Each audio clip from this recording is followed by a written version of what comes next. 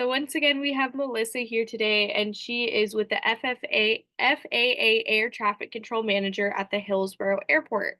The Hillsborough Airport is a vital regional hub for general aviation, supporting private and corporate flights, flight training, and air traffic services. So welcome, Melissa, and thank you for taking time out of your day to be here today.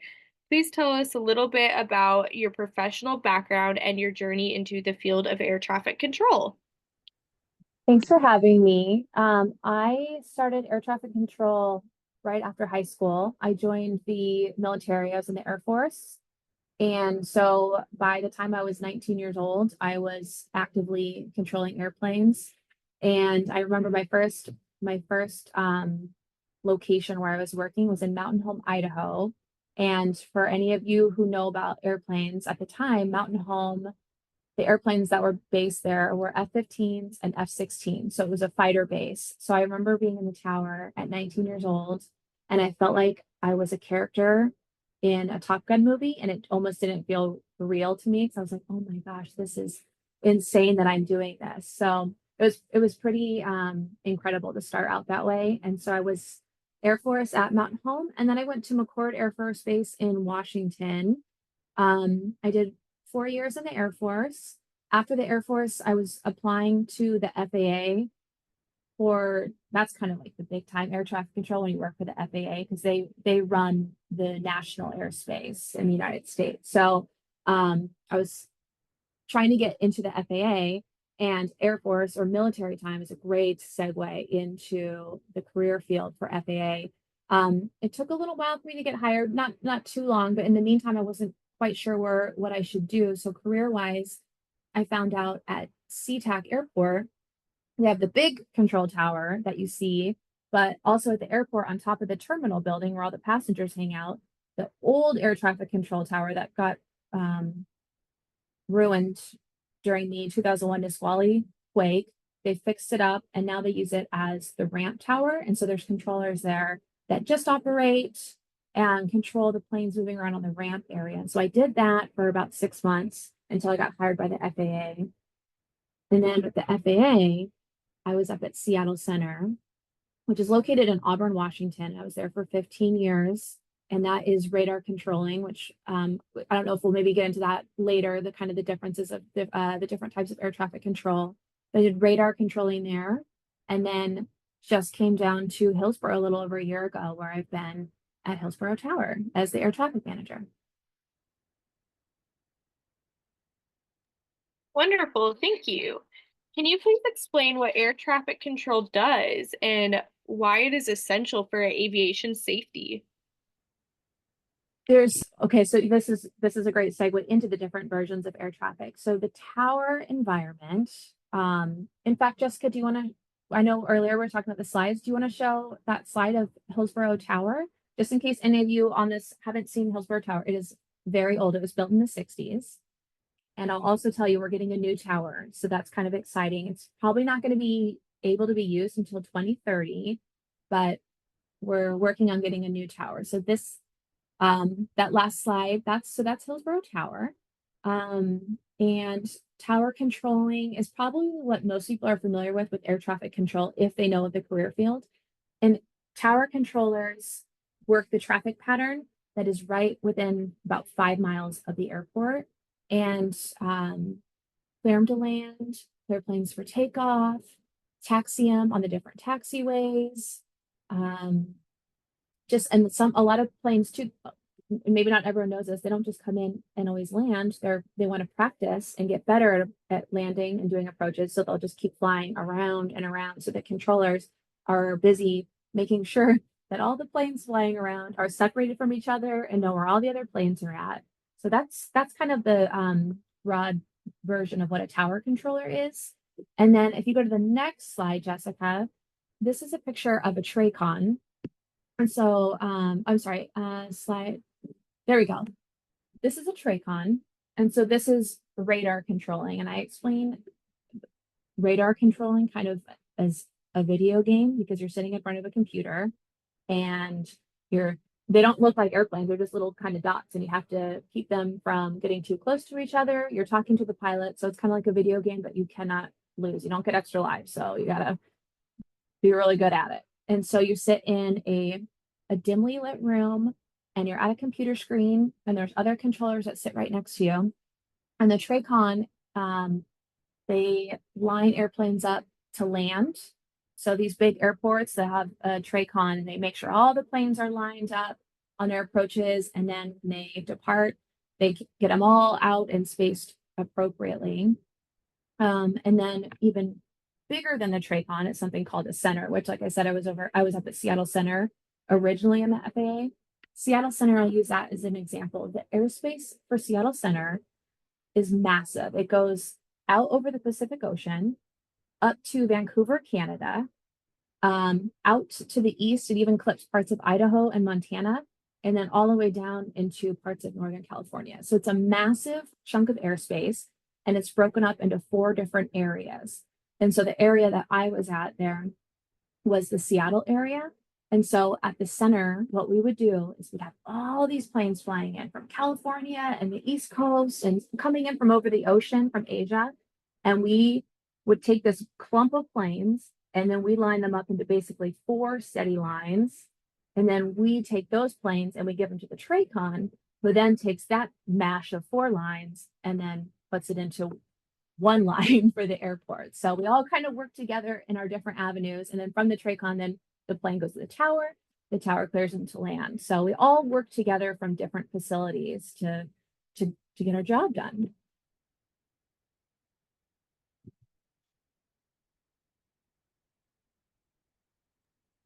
Cool. And so kind of leading into that, how does Hillsborough Airport play a role in the larger aviation system? Oh gosh. Well, I mean, Hillsborough is a very unique airport. Um, because a lot of what happens here is a lot of training, a lot of practice. A lot of people come to Hillsborough to learn how to fly. And not only just, you might think just from the United States, but a lot of people come from other countries because the United States has a great training program, or the different training programs, and just the cost can be cheaper. So whatever the reasons are, but Hillsborough is one of the major training airports. And but we also have big jets that take off too. So it's kind of interesting. It's not like what you'd get at Seattle or Portland or Los Angeles with the Southwest, United, Delta. We don't have the air carriers at Hillsborough, but we still have jets. We have the private jets, and they may still go out everywhere across the country to other countries. So now we're still very involved with the whole national air traffic system, but just kind of a little bit of a smaller level here in Hillsborough. Very cool. I have a question. Does the Hillsborough Airport, does it have communications with like the PDX airport? Yeah, so more so when I was talking about Tracon earlier. So what we have above and around Hillsborough is Portland Tracon. So there's Portland Tower, and then above and around Portland Tower is Portland Tracon. So Portland Tracon owns this big airspace all around Portland, and they work the flights in and out of the airports. And so when we coordinate with Portland, we're coordinating with Portland Tracon, and we coordinate with them a lot. So yeah, we talk to them very frequently. And then because of that, my job here at the tower, because I don't do air traffic control anymore. I'm the air traffic manager. So basically I have an office job now, but I do a lot of the background coordination with the other facilities to make sure that if there's any safety issues that are going to be coming up that we know about, that we're spreading that information to each other, and that we're just making sure everyone knows about what's going to happen so we can alleviate any sort of issues.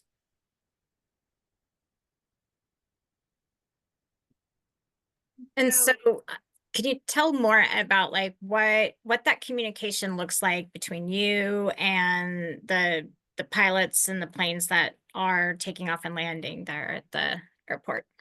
So, well, part of it, so it's kind of interesting because technology does play a really huge part in air traffic control. So when planes are coming to Hillsborough, we can coordinate digitally instead of verbally now for a lot of it. So a lot of times we'll have planes coming in, and Portland Tracon will basically um, give us a digital, it's called a handoff, but a digital data block of the airplane digitally to us, and we can click buttons to say we accept this plane. And when we're doing that, we can see what kind of approach they're going to be flying, what kind of aircraft they are. And if there's any questions about what's going on, then we would call them. And so we have the line, it's called a shout line, but we also call it a hotline. As soon as you click that button, anything you say, any sounds in the background of the tower are now being broadcast in the other facility loudly for everybody to hear. So it's very quick coordination, and so it's good for us from a safety standpoint, but we have to be very careful too when we use it, because sometimes people might click on it and just start talking to a friend about something, and they're broadcasting who knows what into the other building loudly on the loudspeaker. But so they would use that form of communication to say if there's any questions that they might have. And then when we have aircraft departing Hillsborough, like let's say one of these private jets is going to go fly to Reykjavik, Iceland, before that plane leaves, the controller is going to call Portland Tracon and find out exactly how Portland Tracon wants that airplane to come to them. Do they want them on a heading? Do they want them to fly a certain departure procedure? We just make sure that we know how they want that plane to come. And then we have to get permission from Portland that says, yes, you can send that plane to us right now. So like when a plane is getting ready to take off, is there before they even start, is there conversation between the pilot and the control tower? Like a There is, pre-flight check? well, in- so the pilots will call for a clearance, and we'll have one of the controllers will write a full clearance to them with all kinds of information on how we expect them to get to their destination. And we basically call them highways in the sky. And technology has improved a lot over the years to where there a lot of aircraft maybe aren't necessarily flying on the highways that are mapped out in the sky, because there's just so many GPS routes now that we can use. But there's planned routes ahead of time, and the controller reads them what routing they can expect to go on. And then Portland Tracon, they have that same information. We all have the same information on what direction they're going to be going, what altitude that they're going to be climbing to. Every airplane has a beacon code, a transponder code. And what happens is when they are squawking that code, when they have that code in their, Wendy could probably explain this better than me, but they could put that code into a box that they have in the airplane. And what that does is, so when they're airborne, the radar controllers I was talking about, Tracon Center, has that digital data block and can track that plane with it. So as soon as that plane's kind of getting ready to go, they're calling to get a clearance. And then also sometimes there might be delays. If you're going into, let's say, San Francisco, they have delays all the time because of cloudy skies, and it's a busy airport. So there might be delays going to San Francisco. So rather than us clearing an aircraft for takeoff and then them having to be delayed in the sky for a couple hours, we delay them on the ground, because it's, one, much safer for them to be on the ground rather than holding in the air, and two, because of fuel costs and maybe even just the ability to even have enough fuel to do that. So yeah, hopefully I answered that question okay. Did I answer that one all right? Yeah. Yeah. Okay. So I- at the Hillsborough Airport, how many controllers are in the tower? And then like at say PDX or SeaTac, or like an even busier airport like Chicago, usually how many controllers are there? Gosh, yes, it varies greatly based off of the facility and how big it is and how many runways there are. And so Hillsborough has, technically we kind of have 4 positions. And so you have ground control, who does the taxiing. They taxi the aircraft. They say you're taxi to runway 31 left via Alpha So they'll do that and they'll also read them the clearances, like I was talking about earlier, like you're cleared to San Francisco Airport via blah, blah, blah, and give them their whole little route that they're allowed to fly to get there. So they'll do that. And then you have local control. Local control, they actually kind of own the runways. That's their space. So they're the ones that clears aircraft onto the runway. They clear them for takeoff. They clear them to land on the runways. And they're the ones talking to the airplanes that are actually airborne, flying in the sky. So that's local control. And then you have it's called either a watch supervisor or a controller in charge, but you have somebody that's also providing oversight and kind of monitoring the whole operation. Just because just to make sure everything's running safely, that we're not missing anything. And then the local control position for Hillsborough specifically can get split in half, because Hillsborough, and if anyone's familiar with the way Hillsborough looks at the runways, there's two runways that are parallel to each other, and then there's one that intersects. So if we're using the two runways that are parallel, there could be a traffic pattern on the north side and a traffic pattern on the south side. So what they'll do is they'll split locals, and one controller will work one of the runways and another controller will work another set of runways. And that way it's not one person getting overwhelmed by too much traffic. So that's how Hillsborough does it. But then if you start looking at bigger towers, well, actually, let's even just go to Portland. Portland has a separate position. When I was talking about ground control, they have somebody else, flight data, and also clearance delivery. It gets broken up into so many different pieces, but who is doing more, someone who just does coordination, somebody who only reads the clearances to the aircraft, that to the route that they'll be allowed to fly. And then they might have two ground controls depending on how the airport is configured. They could split that up.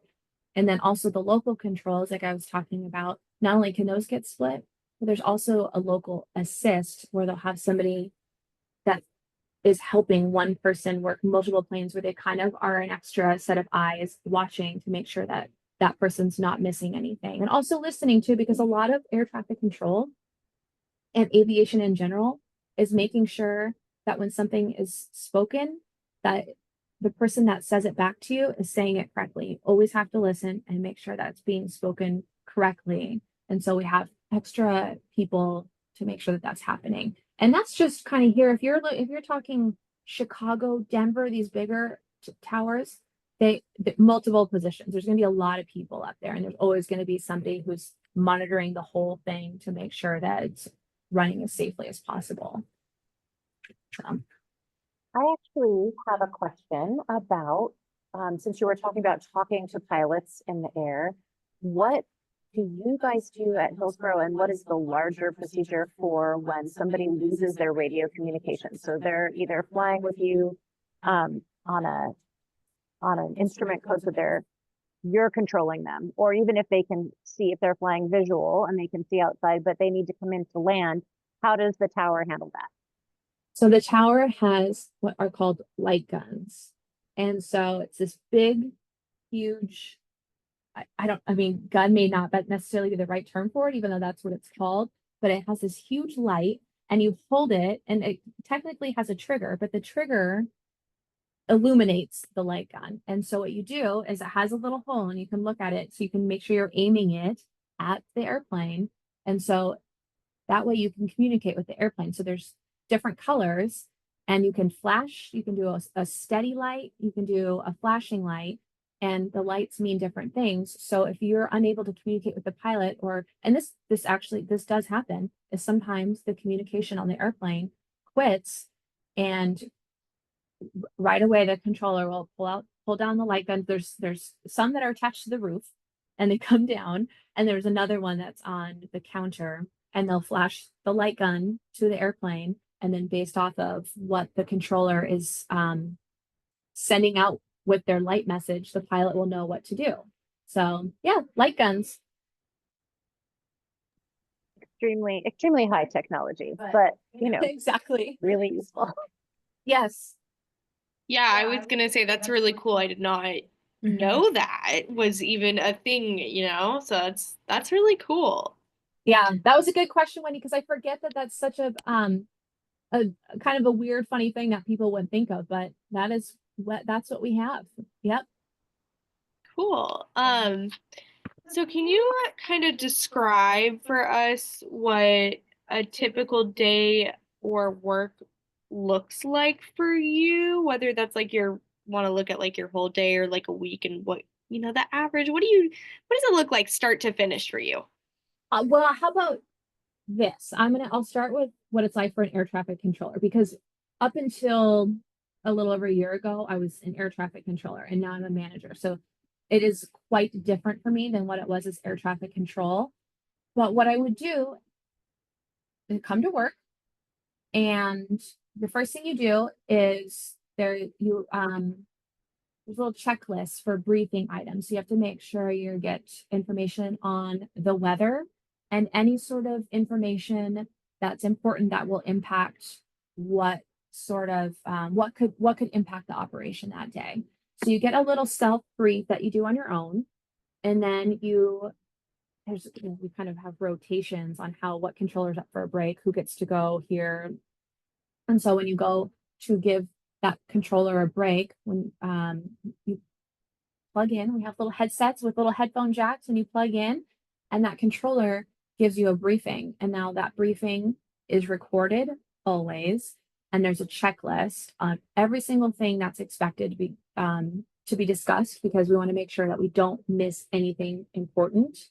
And they go through that checklist, and the controller that's coming on acknowledges it, maybe asks questions if they don't understand what's going on, and then they take over the position, and the controller that was there just kind of watches for a little while, make sure that they have a good understanding of what was happening before they leave. So now gosh, it depends. You could end up working for 30 minutes to 2 hours, and then you go on break. And honestly, depending on what facility you work at, there's different staffing levels at every different facility. And so some places have longer break periods than others. A lot of times there's facilities where you'll work an hour and you'll go on break for an hour, and you end up working 4 hours out of an 8 hour day. But then there's other facilities where it's not quite as it's not quite as easy as that. You have to work a lot harder and a lot more, but it kind of depends on where you are. But that's kind of it. You just go in, you give it a briefing, and then when you are up for a break, someone else comes in and you go through that same checklist that the other controller did with you, and you tell them about everything that's going on that you're working on. Maybe I should talk about the schedule too, if you guys are interested in that. But Yeah, the schedule sure. for air traffic control, this is where it can get grueling. So Hillsborough is not open 24 hours. So the tower opens at 6, it closes at 10. So we don't have anybody here overnight. So we don't have people working overnight shifts, which is nice. A lot of facilities are 24 hours, and a center where I said I came from is 24 hours because there's planes flying 24 hours of the day.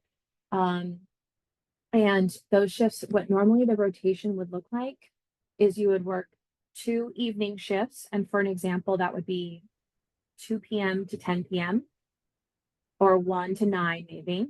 And then the next 2 days would be a day shift. So maybe 7 to 3. And then the next shift, maybe 6 to 2. And then on that 4th day, after you work 6 to 2, you go home and take a nap. And then you come back to work and you work the overnight shift. So they are in the process of changing those rules for fatigue mitigation, because that is not healthy for safety and just making sure that controllers are getting appropriate rest. So there is some work being done on that, but that's kind of it's called a Rattler schedule, and I've never understood what that name is. Maybe I should look it up. I'm not quite sure what that name means, but that schedule is exhausting. So, but the controllers tend to like that because they have a longer weekend. So let's say your days off are Saturday, Sunday. Well, if Thursday kind of is a double shift, then you end up getting off work Friday morning, and then you don't have to go back to work again until Monday afternoon. So you have a nice long weekend, but your work week is very compounded and exhausting. So that's kind of the day-to-day of an air traffic controller. Nice. And then kind of to follow up with that, because I know the Hillsborough Airport is kind of a hub for doing like for bringing in like transplants and stuff. So what kind of happens if there is like somebody that is coming in like overnight or an emergency or somebody needs to land and there's no one like in the towers? How do you guys kind of navigate that? So, when an airport closes, planes can still come in and land and they can take off. And there's, what happens is there's, even though there's not controllers in the tower, there's a frequency that the pilots can communicate with each other on. And so if somebody's coming in to land at night, they'll just broadcast on this frequency and say, I'm so and so, I'm coming in to land on this runway. And they'll just make sure anyone that's on frequency in the airport environment knows who they are, where they are, what their plans are. And they kind of, if there's more than one, they work together to keep themselves apart, which is why some facilities, some towers are 24 hours because they are so busy that it's just not safe to have pilots trying to separate themselves from each other. Hillsborough is not that, and Hillsborough is not that way, so we can be closed and it's not going to be problematic for the pilots. But yeah, certain airports can be, the tower can be closed, but the airport itself is open. So yeah. Cool. What are some of the high pressure challenges of managing air traffic? Um, It's, well, I don't know if anyone knows this, but a lot of people say air traffic control is a stressful job, one of the most stressful jobs in the world, which it can be, but I will say it's such a intense and rigorous training program that to be certified as an air traffic controller, you are trained for many hours, and the person that trains you and the supervisor that gives the okay to say that you're allowed to work has ensured that you have a really great foundation to be doing the job. And so that level of stress kind of dissipates with the knowledge that you have for the job. And as time goes on, the experience that you get. And so the stress isn't quite as high as some people might think. Also, air traffic control is very routine. There's it's everything's mapped out, everything's routine. The reason it becomes stressful sometimes is when something happens that's not supposed to be happening. And that's where I say, and most people would agree, that that's what air traffic controllers are really getting paid, is because a lot of times it's routine, but then you have an airplane who has a medical emergency, a equipment emergency, or you have massive thunderstorms and it completely changes the environment. And now it's not routine anymore. Everything that you're doing is now, as a controller, you having to do what you know is the best and the safest way to manage a situation that isn't routine anymore. So it doesn't happen frequently, but those are the times that you're really getting paid for those stressful situations. I had a question. So I know you said like, right, like sometimes it gets really overwhelming sometimes with like the impossibilities of this job. So how would you yourself deal with that stress? Like if you do end up having that kind of impossible situation? Well, luckily, this job too, it's very team oriented. So, which is it's necessary, just how even in an airplane, the both pilots, it's a group effort. So it's the same way in a tower, it's the same way in a radar facility. So when something happens, people don't just turn their back and ignore it. They work together to make sure that everything that can be done is being done. If someone has a good idea of what to do, they're helping a controller, hey, maybe you should try this, or someone might hop on the phone and call somebody else to do this. Or here's an example too. So in some environments, there might be an issue where, well, this happens, but the pilot may have some sort of a medical issue and is unable to fly the plane. And so this is more like a smaller airplane normally, but there's a passenger who what needs to take control and get this airplane landed safely. And so they start talking to air traffic. Well, air traffic, there's a lot of air traffic controllers that are pilots who are pilot rated, And if not, we have people to call, and what we can do is talk, find out information on how to fly that plane and talk to that person who doesn't know how to fly that plane and help them land it. So we have all these resources to help us. So that situation is overwhelming and stressful, but we all work together to try to make sure that the best thing possible can happen. Great, thank you. You're welcome. I've also got some other questions. So talking, changing more into like the skills of this job, what are some of the key skills and essential skills needed to um excel in this position? It's funny because I was trying to think about this before I did this today, with this interview today. And it's kind of interesting because there's such a wide range of people and skill sets that do come into this job, but most people have like the type A personality. They want things to be done a certain way. They're kind of take charge. Um, they confidence, which not necessarily people have right away, but it's a learned skill set, is learning how to be confident in what you're doing, and that comes along with the training. Um, I don't mean this to sound bad, but kind of common sense, like being able to problem solve. Like you have these different issues and you're like, what? Okay, this and this, I need to do this now. Or planning ahead. So just the ability to think, okay, I'm doing this now. What's my next step? What happens if I do this? In terms of,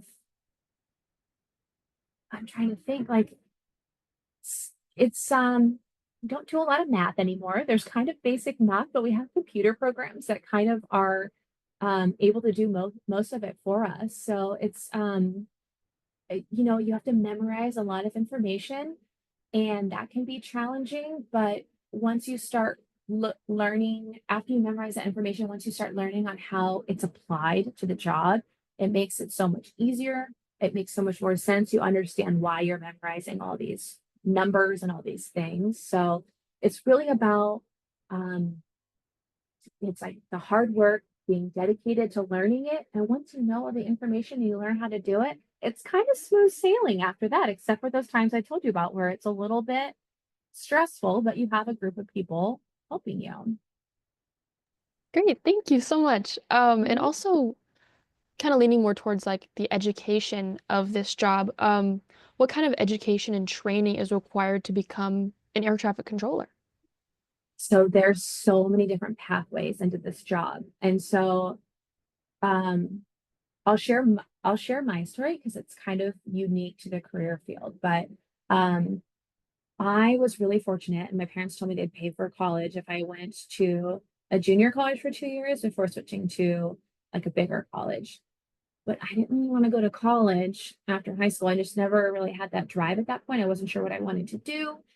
And so I had started going to a community college by my house, and I didn't tell my parents right away, but then I stopped going. And then my dad questioned me one day. He's like, Melissa, what are you doing? I was getting the stern talk and I was trying to avoid him. I said, Dad, I have plans with my friend. I need to go. And he said, you're not going anywhere. We're going to talk to me about what your plans are. And so I said, I'm going to join the military. And he said, you are? And I said, yes. And I was only saying that so he would leave me alone because I wanted to go to my friend's house. And he said, he kind of questioned me again. I said, Dad, I'm going to join the military. And he said, well, what branch? I didn't know. I didn't know there were different branches. And so I said, the one that you're in, the one that you and mom are in, because my parents were in the military, but I didn't know anything other than that. I knew they were in the military and that's all I knew. And so my dad said, we're in the Air Force. And I said, that one. Well, my dad, he took me straight to the Air Force recruiter. So he called my bluff and he took me to the Air Force recruiter. And I was like, oh my gosh, this is actually happening. And so I ended up signing up for the Air Force. And at that time, when I signed up for the Air Force, you picked jobs that you thought would be interesting. I should backtrack. You take a test, it's called the ASVAB, and based off your score, you qualify for certain jobs. And so I took the ASVAB, and then based off of my score, I was able to see a list of jobs that I could qualify for, and I picked 3 that I thought sounded fun, kind of neat. And on one of them was I saw a picture of an air traffic control tower. I had never heard of air traffic control, but 18-year-old me was like, "Oh, that looks fun." But I had no clue what it was. And so I signed up to be an air traffic controller in the Air Force, and come to find out, it is really fun and I loved it, and it's been an amazing career for me. So the military is one route to get in, and honestly, that is not, the military is not for everybody, and I would not want to pressure anyone to do that, but it is a great avenue for getting into this career field, because eventually, if you want to go work in the FAA, like where I'm at now, it's all a government job. And so government job has something called a pension. So when I retire, I'm still going to get a paycheck every single month in my retirement pension. And so all that time that I had in the military and now in the FAA, it all counts towards my retirement pension that I'll get. So, and also the education that the military gives for the specific job is really kind of good for using to apply for the FAA, because the FAA really likes that you've already had extensive training and skills doing air traffic already. So that's one path. Another path is there are college programs geared to air traffic control. There's big schools. I mean, Embry-Riddle has an air traffic program. There's some bigger schools like that have it, but there's also smaller, Green River Community College in Washington. They have an air traffic control program. And since it's in the same town as Seattle Center, there's retired Seattle Center controllers that are teachers there now for air traffic program, which is pretty neat. And then the other way is they call it an off the street hire, where it's a high school degree and you apply on FAA.gov, or FAA.gov might lead you to USA Jobs, which is where there's actually opening right now for, it's called a direct hire. And all you have to do, I don't know exactly all the requirements to be clear, but it's a high school diploma is the education requirement for it. And if you get selected, they send you to training, and then they'll give you training, and then you'll have even further training at the facility that you go to. So those are the 3 ways. So it's kind of interesting, and you meet everyone's kind of got a different, diverse background on how they got into the career field. In fact, what I've found quite interesting is some of the recent new hires that we've had here at Hillsborough. One of them found out about air traffic control because of a TikTok video. And the other person found out about air traffic control because his mom saw it on a Facebook posting. So it's kind of interesting that social media has been working in that way. So that's been good. If you look it up online, it's BEATC is the link to. If you go to FAA.gov/BE-ATC, that'll take you to the portal to find out how to proceed from there. And Okay, perfect. I'm actually working on putting those links in for the students, so. And also, just, I'm not sure how many of the students maybe know about this or don't. I know, so pilots have to have a medical certificate, a strict medical certificate to be allowed to fly. Air traffic controllers also have a strict but less strict medical certificate that they also need to hold. And so that can block people from being able to do this job. So there's all kinds of tests that get done, and you have to maintain your medical record for the whole time to be an air traffic controller. So that can be something that unfortunately blocks people from being able to do this job, who it seems like would be really great at and would love it, but there's just some kind of limitation that wouldn't allow them to do it. So that's something to be aware of. How often do you have to recertify for your medical? Under the age of 40, it's every 2 years. And then once you hit 40, it's every year. And also they're called flight doctors. Some flight doctors are more strict than others. And so we tend to find out from chatting with everyone around us who's more strict and who's not. And we all tend to try and go to the person that is a little bit more lenient chill and just kind of lets us move along. It doesn't want to nitpick everything. So just, a little something extra we try to pay attention to. There are also age hiring limits too, right, for FAA? There are, it's one of those little, it's weird that the FAA is allowed to age discriminate. So the oldest you're allowed to work as an air traffic controller is age 56. So the oldest you can be when you get hired is 31, because then that would give you 25 years to work before you get forced into retirement.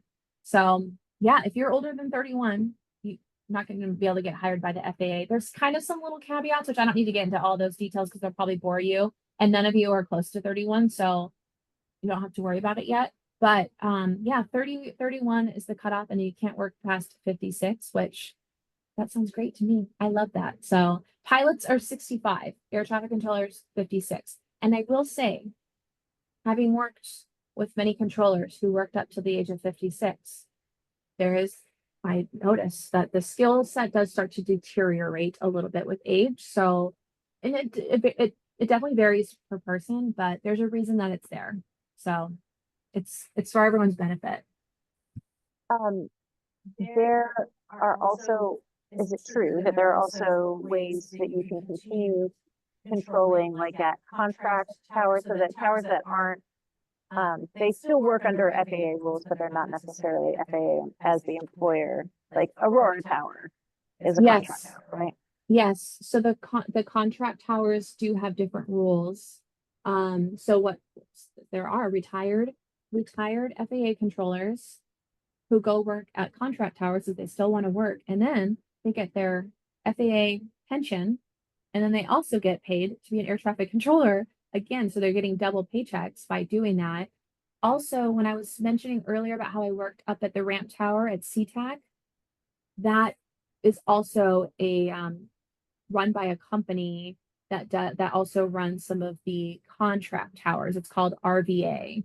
And so there's the two main ones are going to be RVA and Serco. But you don't I can't speak completely on this, but I'm pretty sure to get hired by those companies, you have to actually have an air traffic certificate and held one for a minimum amount of time before they would hire you. Well, and I just want to say, like, the questions about age, like the minimum age and the maximum up to working, those are really important questions for students to know, right? So that they can make that decision, like, oh, I want a job that I can stay working at for, however long I want to keep working. And so in there, thank you for sharing that with us. Well, yes, and Karen, also on that same topic. So for me, because I got hired by the FAA at a younger age, I will be eligible to retire when I'm 48. So at 48 years old, I can retire and I can start collecting my pension, my retirement, which is less than my salary is, but then I don't have to go to work every day.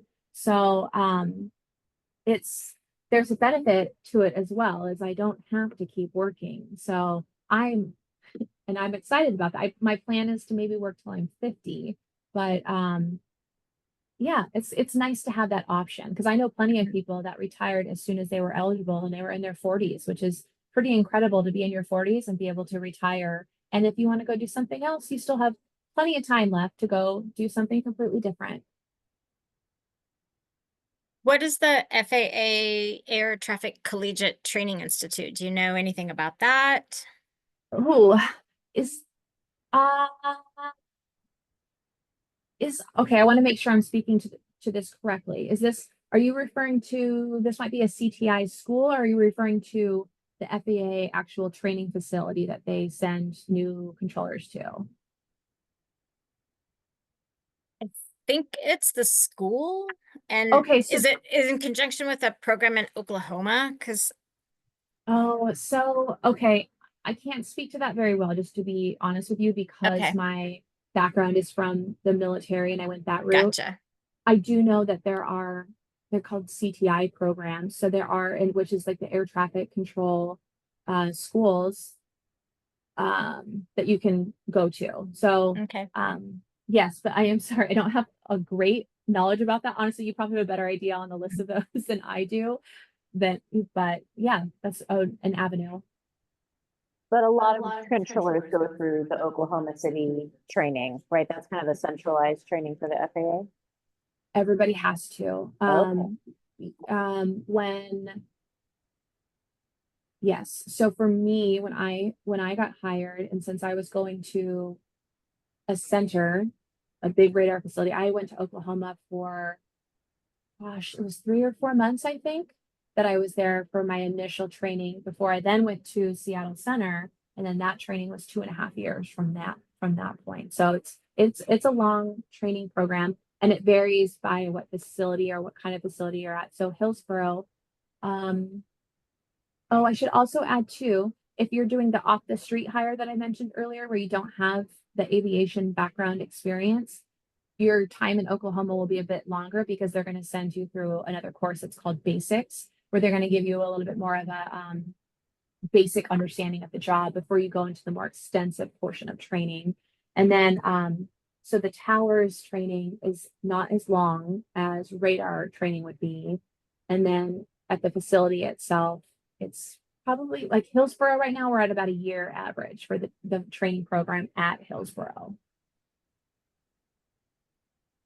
I have another question that kind of goes along with this, and that is, there's towers all over the country, right? There's all different kinds of airspace and all different kinds of towers. How do people that are coming out of training, do they get to pick where they're going to go? Do they get to pick a couple of choices? Can you move between places, or are you kind of, once you pick a place, you're staying there for a while? This has been a big problem within the FAA. And so what they were doing, I was lucky when I got hired. I knew exactly, I got hired to go to Seattle Center. I knew where I was going.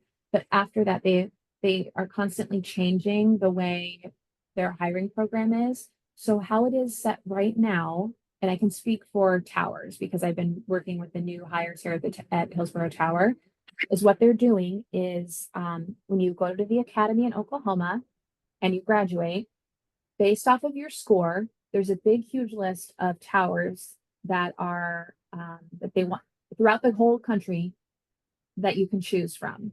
So if you are maybe the top maybe 4 people at the graduation, you get to pick from a higher level tower. And by higher level, I mean each tower in the United States has a level assigned to it based off of how much traffic it has. And then based off of that level is how much pay that you're eligible to receive by working there, how high your income will be. So a higher score in Oklahoma, you'll have the option to pick a higher level tower. And then if you're kind of mid-range, there's a list of others. And then if you're near the bottom, then you're going to be forced to go to a tower that they have a hard time getting people to go to. And the big issue with that people are facing is the cost of living in certain areas. It's very, very expensive. And some of these towers are a lower level facility because they're not very busy. And so if you're not getting high pay, but you're expected to go live in Aspen, Colorado, that's one for an example, it's really tough for people. And so there's been a challenge that they have opened up by, when I say there's more choices now, it wasn't like that before. It was you would pass and you would find out where you're going. They would send you anywhere. And then once you get there, it was really hard to try and move. And so the FAA is working right now to improve that program. And it's fantastic. I'm really glad to see that they are making the changes. Great, thank you.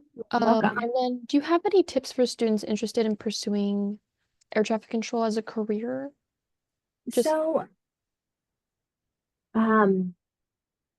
it's kind of interesting because I think about this too, because it's not necessarily, you can go to an air traffic school, like I said, and there's those different avenues, but really it's, if you're paying attention in school and you're getting your degree, you're going to be able to, that would give you the option to apply for air traffic on this off the street hire. You can still go to college and get that degree, but it's kind of basic because they teach you so much of the job that not having any sort of prerequisites beforehand, they're just not necessary.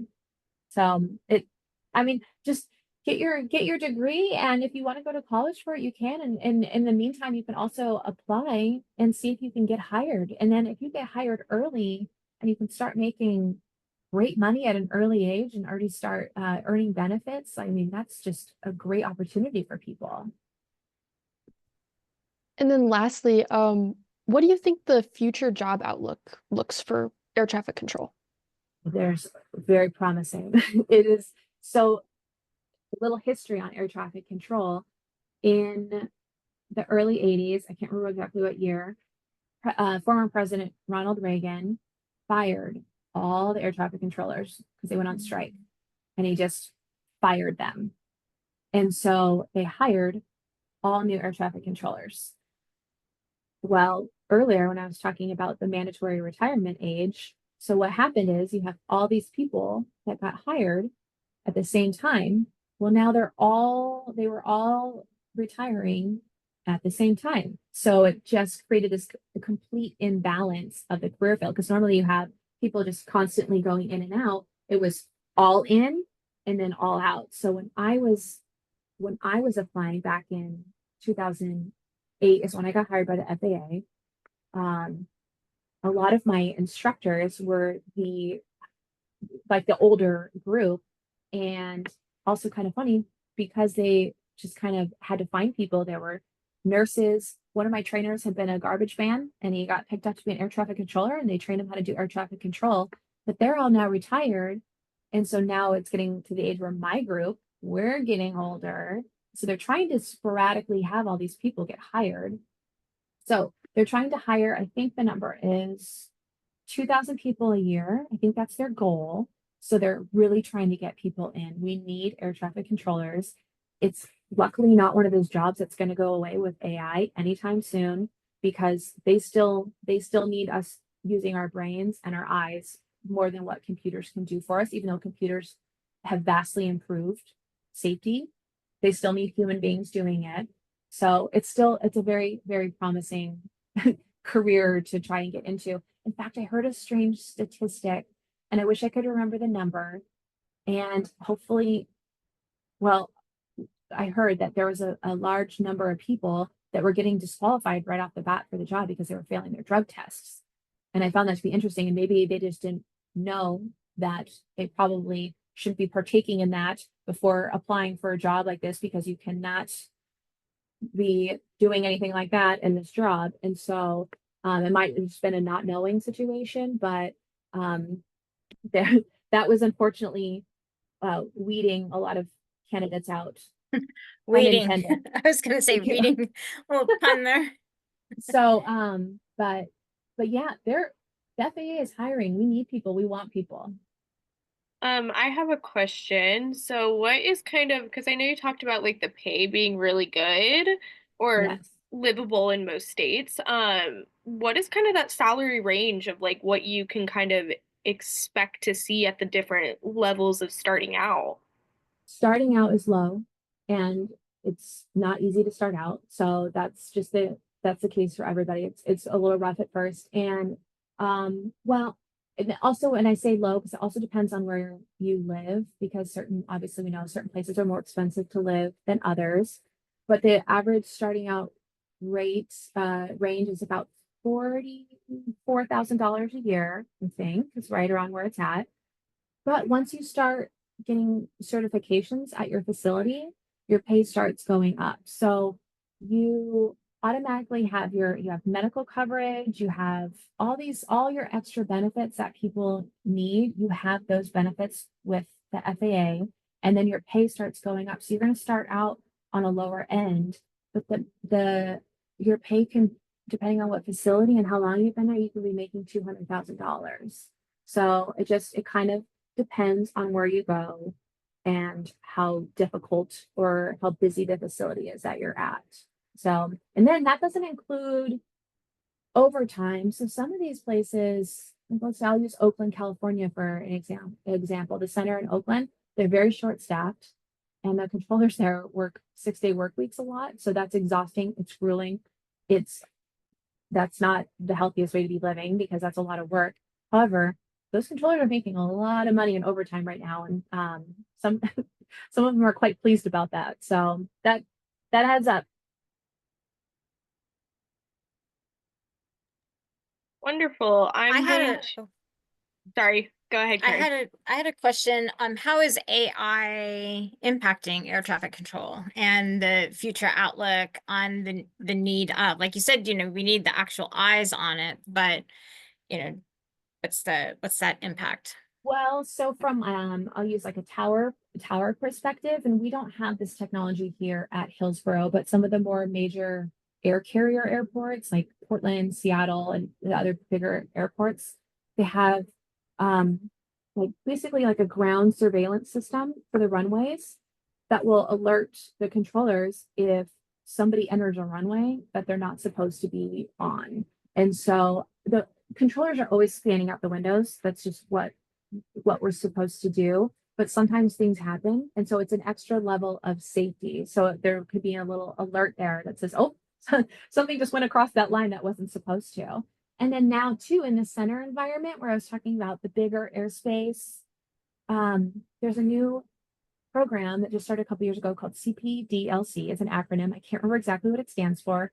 And it's so neat because you can basically text message the pilots and it goes right to them and they can text message you back. And so rather than constantly just talking to everybody, which can create safety issues because if somebody doesn't hear your instruction correctly and you don't catch it, you didn't notice that they didn't get it correctly, that can be a big, if you told them to turn right and they turn left and there was another plane there and you didn't catch it, well now if you're sending them a text message, they see that message and they can just basically click okay and it automatically tells their plane to turn. So it's less frequency congestion is what we call it, and less room for errors and hear back, read back misunderstandings. So it has vastly improved safety. And also this is an old one, but just a collision avoidance program where this is just a basic one where if a controller just doesn't see two planes coming together, they have equipment on that airplane, on each airplane. Not all airplanes have this, but that alerts the other airplane to it and gives them an instruction to avoid hitting that aircraft. So there's a lot of digital safety features out there. So yeah. Do you have an alert in the tower too? So maybe you're talking to some planes, but maybe there's somebody that you're not talking to and they do something kind of unexpected. They're outside your airspace, but they're inside the zone where someone might be coming in. Do you have an alert that goes off in the tower? We don't have that here, but we see it. So the Okay. controllers see it happening and we deal with it from that perspective, but and I will say Hillsborough is still an older tower. And since we aren't as big as some of the other airports, we don't have the same equipment as it, but yeah, it's a lot. Hillsborough is a lot of just the old fashioned looking out the window and relying on the human being and our training to catch it and the team concept that I mentioned earlier. Wonderful. Well, students, if you have any questions, now is the time to put your questions in the chat or feel free to jump in. I'm going to give everyone a moment. If you have a question, you can ask it now. And it looks like there is a question in the chat from Tayana. If I'm saying that wrong, I'm so sorry. And Tayana asked, for the light gun you use when communication is cut between the plane and ATC, you said different colored lasers mean different things. What are some of those colors and their meanings? So green and red, just like a traffic light. And I'll be perfectly honest with you, I'd probably have to look it up because when I learned this, it was back in 2003 and I haven't actually used a light gun in many, many years. And then so you can hold down a steady green means you're cleared to land, and a flashing green means you're cleared to land, but it's kind of like a cautionary cleared to land, like there might be something that you need to be alert of. And the tower can't communicate exactly what that is because that's not working, but at least it lets the pilot know that, okay, I can go in, but I need to watch out for something. So, and then red, I mean, no, just like you can't, not supposed to go straight through a traffic light when it's red. It's the same, red's no. So.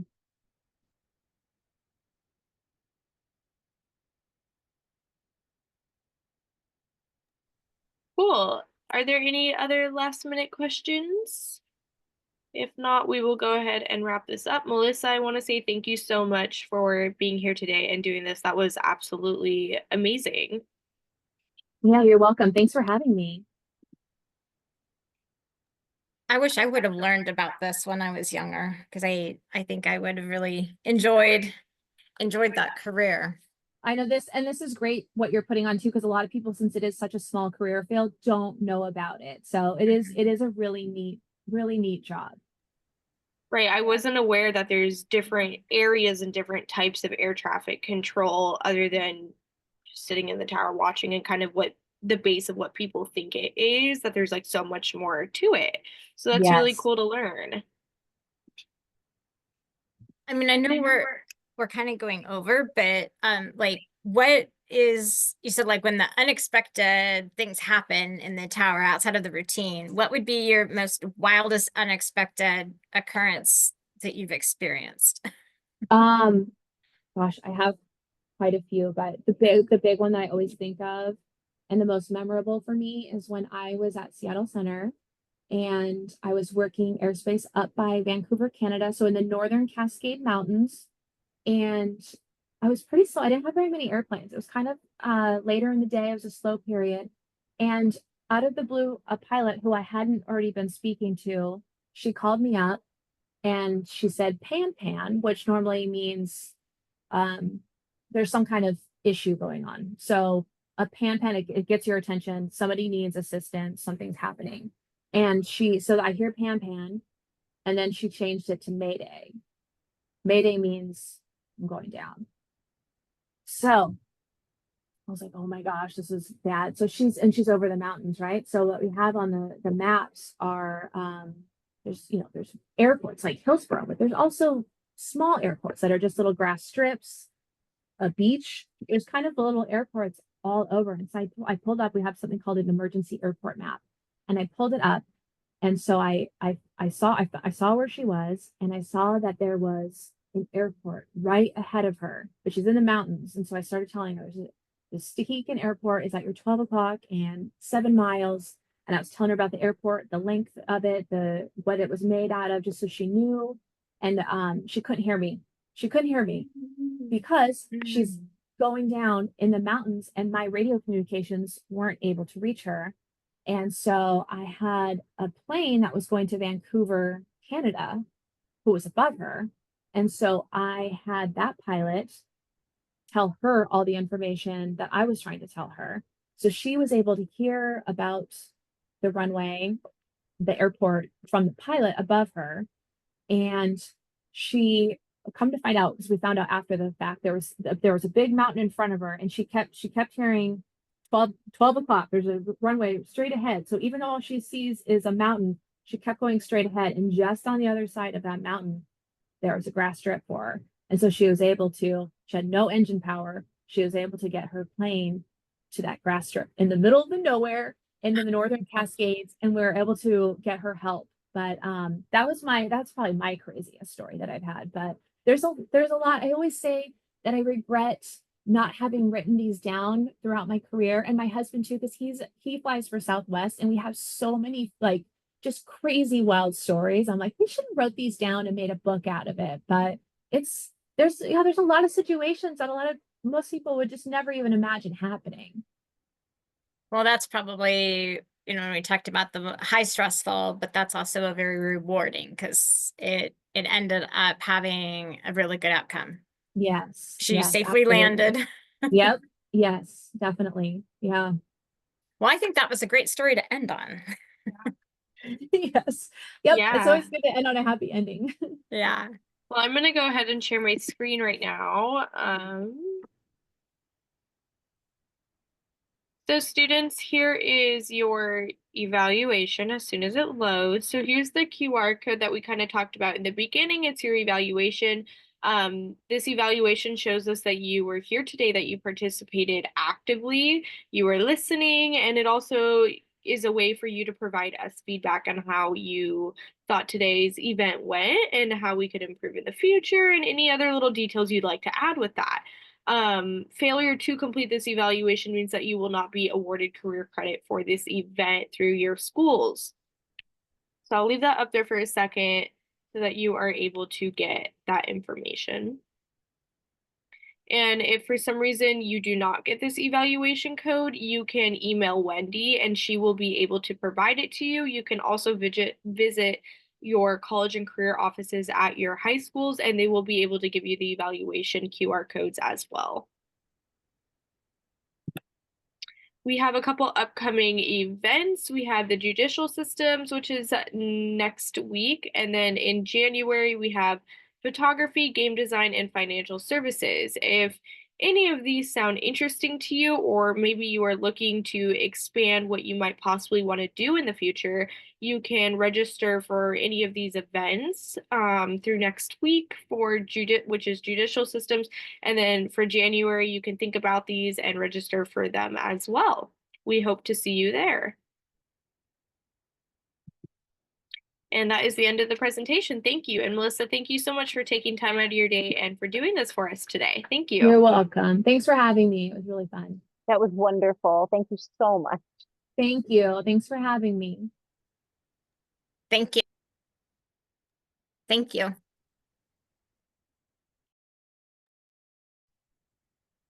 Yay. Hayana is clapping.